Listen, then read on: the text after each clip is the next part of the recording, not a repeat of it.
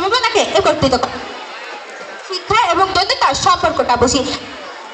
আমরা জানি শিক্ষা মানে তুমি না দেখি এটি শুধুমাত্র জীবিকা অর্জনের একটি হাতিয়ার নয়, বরং এটি আমাদের মেধা, দৃষ্টি, চিন্তা এবং সৃজনশীলতাকে বিকশিত করার সুযোগ। উক্তি আছে যেখানে তিনি বলেছিলেন, আমাকে একটি শিক্ষিত মডারেটর, আমার মনে হয় উক্তিটি এভাবে হলে বেশি যুক্তিযুক্ত হতো যে আমাকে একটি বিবেকবান মা দাও, আমি একটি বিবেকবান জাতি উপহার দেব। কারণ শিক্ষিত হলে যে সে সৎ এবং বিবেকবান হবে তা কিন্তু নয়। মাননীয় মডারেটর, আমার প্রতিপক্ষের প্রশ্ন ছিল, যদি শিক্ষার দক্ষতায় মেধাবী নেতৃত্ব করার প্রধান অন্তরায় না হয়, তাহলে উন্নত দেশগুলো কেন শিক্ষাকে সর্বাধিক গুরুত্ব দেয়? লক্ষ্য করুন, প্রতিপক্ষ শ্রীলঙ্কা 100% শিক্ষিত এবং উন্নত দেশ হওয়া সত্ত্বেও সে দেশে আজ দেউলিয়া। বিজ্ঞ প্রতিপক্ষ উন্নত দেশগুলোর মধ্যে শ্রীলঙ্কা একটি, তাহলে কেন তার আজ বিভিন্ন সমস্যার সম্মুখীন? মাননীয় মডারেটর, আমার প্রতিপক্ষ শিক্ষাকে এমনভাবে উপস্থাপন করছেন যেন শিক্ষা একটি জাদুর কাঠি, যা স্পর্শ করলে সকল সমস্যা দূর হয়ে যাবে। কিন্তু মাননীয় মডারেটর, আমার প্রতিপক্ষ বুঝতেই পারছেন না, তারা সম্পূর্ণ কল্পনায় ডুবে আছেন।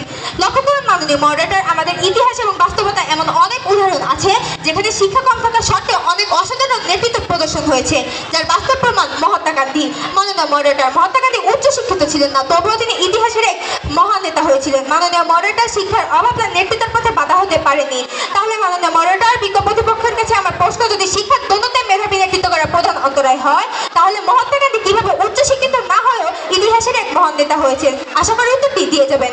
মাননীয় মডারেটর, এমন অনেক বাস্তব উদাহরণ আছে, যেমন 1953 সালের পূর্ব পর্যন্ত মার্কিন যুক্তরাষ্ট্রের যত প্রেসিডেন্ট ছিলেন তাদের মধ্যে 12 জনের কোনো স্নাতক ডিগ্রি ছিল না, অথচ আমেরিকার মতো সুপার পাওয়ারকে পরিচালনা করার জন্য শিক্ষার অভাব তাদের মধ্যে প্রতিবন্ধকতাই সৃষ্টি করতে পারেনি। তাদের মধ্যে নেতৃত্বের গুণাবলী ছিল, যা তাদের শিক্ষার বাইরে গিয়ে মেধাকে কার্যকরী করে তুলছিলেন। মাননীয় মডারেটর, এখানে প্রশ্ন উঠতেই পারে, সত্যি কি মেধাবী নেতৃত্ব করার প্রধান অন্তরায় শিক্ষা বা দক্ষতা?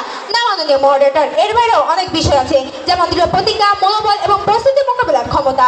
যখন কোনো ব্যক্তি এই সকল গুণাবলী অর্জন করবে, তখন সে যে কোনো পরিস্থিতিতে শিক্ষা নেতৃত্ব দিতে সক্ষম হবেন। মাননীয় মডারেটর, শিক্ষা থাকা সত্ত্বেও অনেক নেতা সমাজ এবং দেশের ক্ষতির কারণ হয়েছে।